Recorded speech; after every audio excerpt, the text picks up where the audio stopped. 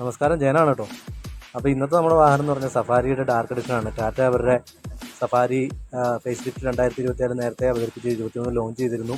Already മാർക്കറ്റിലുള്ള വണ്ടി തന്നെയാണ് face lift ആയിട്ടുള്ള ടാറ്റ സഫാരി. അതിൻ്റെ ഡാർക്ക് എഡിഷനുമായിട്ടാണ് കേട്ടോ ഇന്നലെ ന്യൂഡൽഹിയിൽ തുടങ്ങിയ മൊബിലിറ്റി എക്സ്പോയിൽ അവർ 2024 അവതരിപ്പിച്ചിരിക്കുന്നത്. കർവിൻ്റെ പ്രൊഡക്ഷൻ മോഡൽ ഇന്നലെ അവതരിപ്പിച്ച അതിൻ്റെ വീഡിയോ നമ്മൾ ഇട്ടിട്ടുണ്ട്. നിങ്ങൾ കണ്ടുവാണെന്ന് വിചാരിക്കുന്നു. കാണാത്തവർക്ക് നമ്മുടെ ചാനലിൽ കാണാവുന്നതാണ്. ഡീറ്റെയിൽസും കാര്യങ്ങളും ഫീച്ചേഴ്സും മാത്രമാണ് വന്നിരിക്കുന്നത്. പ്രൈസോ ലോഞ്ച് ഡേറ്റോ കാര്യങ്ങളൊന്നും അനൗൺസ് ചെയ്തിട്ടില്ല. കർവിൻ്റെ എന്തായാലും പ്രൊഡക്ഷൻ വേർഷനായിട്ടുള്ള ലോഞ്ച് ചെയ്തിരിക്കുന്ന കർവിൻ്റെ വീഡിയോ നമ്മൾ ഇട്ടിട്ടുണ്ട്. അതോടൊപ്പം തന്നെ ഇതെന്തായാലും പ്രൊഡക്ഷൻ വേർഷൻ ഓൾറെഡി പ്രൊഡക്ഷൻ ഉള്ള ടാറ്റ സഫാരിയാണ്. അതിൻ്റെ ഡാർക്ക് എഡിഷനാണ് വന്നിരിക്കുന്നത്. ഡാർക്ക് എഡിഷനിൽ അവർ കൊണ്ടുവന്നിരിക്കുന്നത് നമുക്ക് പഴയ ഡാർക്ക് എഡിഷൻ പോലെ തന്നെ പുതിയ ഫേസ് ലിഫ്റ്റ് വന്നപ്പോഴത്തേക്കും നമുക്ക് ആ ഹെഡ്ലൈറ്റ് നമുക്ക് കാണാൻ പറ്റും. ഒരു റെഡ് ബാഡ്ജ് കാണുന്നുണ്ട്. അതായത് സഫാരിയുടെ ഒരു ബാഡ്ജിങ് ഉള്ള ഹെഡ്ലൈറ്റിൻ്റെ ഇടയ്ക്കുള്ള ഒരു ബാഡ്ജിങ് റെഡായിട്ട് കൊടുത്തിട്ടുണ്ട്. അതുപോലെ ബാക്കി ഫുള്ള് ഗ്രില്ലടക്കം എല്ലാം ഡാർക്ക് ഇതിലാണ് വന്നിരിക്കുന്നത്. എല്ലാം ബ്ലാക്ക് ആയിട്ടുള്ളതാണ് വന്നിരിക്കുന്നത്, ഇൻക്ലൂഡിങ് അലോയ് വന്നിരിക്കുന്നത്. പിന്നെ DRL കാര്യങ്ങളൊക്കെ കാണാൻ പറ്റും. അത് മാത്രമാണ് ഒരു ഡാർക്ക് അല്ലാത്ത ഫ്രണ്ടിൽ നോക്കിയാൽ കാണാൻ പറ്റുന്നത്. ആ DRLും അതുപോലെ ആ റെഡ് കളറിലുള്ള ബാഡ്ജിങ്ങും മാത്രമാണ് ഒരു ബ്ലാക്ക് അല്ലാത്ത ഒരു എലമെൻ്റായിട്ട് വരുന്നതെന്ന് പറയാൻ നോക്കാം.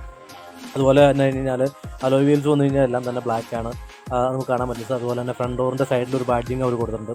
അതിലൊരു റെഡ് കളർ വന്നിട്ടുണ്ട്. പിന്നെ നമുക്ക് ബ്രേക്കിൻ്റെ ഡിസ്പ്ലേക്ക് കാണാൻ പറ്റും. കാലിപ്പേഴ്സ് വരുന്നത് റെഡാണ് വന്നിരിക്കുന്നത്. പിന്നെ ഇൻറ്റീരിയറിലാണ് കേട്ടോ മാറ്റം കൊണ്ടുവന്നത്. ഇൻറ്റീരിയറിലേക്ക് പഴയ എഡിഷൻ പോലെയല്ല, പഴയ ഡാർക്ക് എഡിഷൻ പോലെയല്ല. ഇത്തവണ സീറ്റുകൾ ആ ഒരു റെഡ് ഷെയ്ഡിലേക്ക് കൊണ്ടുവന്നിട്ടുണ്ട്. റെഡ് ഷെയ്ഡിലേക്ക് വരുന്ന സീറ്റുകളാണ് എടുത്ത് നിൽക്കുന്നത്. അതുപോലെ സ്റ്റിയറിംഗ് റാപ്പിങ്ങിലും അതുപോലെ സീറ്റിൻ്റെ ലെതർ സീറ്റിൽ റാപ്പിങ്ങിലും വരുന്ന അല്ലെങ്കിൽ സീറ്റിൽ വരുന്ന റെഡ് കളർ, അതുപോലെ ആംബ്രസ്റ്റ് വരുന്ന റെഡ് കളർ നമുക്ക് കാണാൻ പറ്റും. അത്തരമൊരു മാറ്റമാണ് ഡാർക്ക് എഡിഷനിലേക്ക് കൊണ്ടുവന്നിരിക്കുന്നത്. പിന്നീട് റെയറിലേക്ക് വരുമ്പോഴത്തേക്കും പഴയതുപോലെ തന്നെയാണ് വരുന്നത്. നമുക്ക് ഓൾറെഡി ഉള്ള ഫേസ് ലിഫ്റ്റഡ് ആയിട്ടുള്ള ടാറ്റ സഫാരി തന്നെയാണ് വരുന്നത്. ബാക്കിലേക്ക് വരുമ്പോൾ സഫാരിയുടെ ബാഡ്ജിങ് കൊടുത്തിട്ടുണ്ട് റെഡ് കളറിലുള്ള. അത്രയും മാറ്റങ്ങൾ ആണ് വന്നിരിക്കുന്നത്.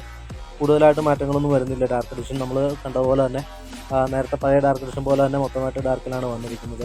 ബാക്കിലേക്ക് വന്നു കഴിഞ്ഞാൽ മറ്റൊരു സൈഡ് പ്രൊഫൈൽ നോക്കിക്കഴിഞ്ഞാൽ നമുക്ക് ആ ഒരു സഫാരിയുടെ സി പില്ലറിൽ വരുന്ന ആ ഒരു അലുമിനിയം, ഒരു ബ്രഷ്ഡ് അലുമിനിയത്തിൻ്റെ കളറിലുള്ള ഒരു പീസ് ഉണ്ടായിരുന്നു. അതിനെ ഡാർക്ക് ഷെയ്ഡിലേക്ക് മാറ്റിയിട്ടുണ്ട്. ഇന്ത്യയിൽ നമുക്ക് കാണാൻ പറ്റും റെഡ് കളേർഡ് സീറ്റുകളാണ് വന്നിരിക്കുന്നത്. നല്ല ക്വാളിറ്റിയുള്ള സീറ്റുകൾ തന്നെയാണ് കൊടുത്തിരിക്കുന്നത്.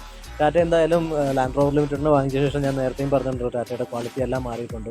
എൻജിൻ മാത്രമല്ല അവരുടെ ഫീച്ചേഴ്സും അതുപോലെ തന്നെ വണ്ടിയുടെ ക്വാളിറ്റിയും എല്ലാ കാര്യങ്ങളിലും തന്നെ വ്യത്യാസം വന്നിട്ടുണ്ട്.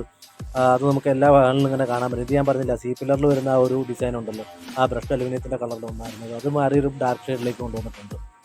സൈഡ് പ്രൊഫൈലിൽ ഇത്രയും കാര്യങ്ങളൊക്കെയാണ് കാണാൻ പറ്റുന്നത് കേട്ടോ. പ്രൈസിൻ്റെ കാര്യങ്ങളൊന്നും വന്നിട്ടില്ല. അതെന്തായാലും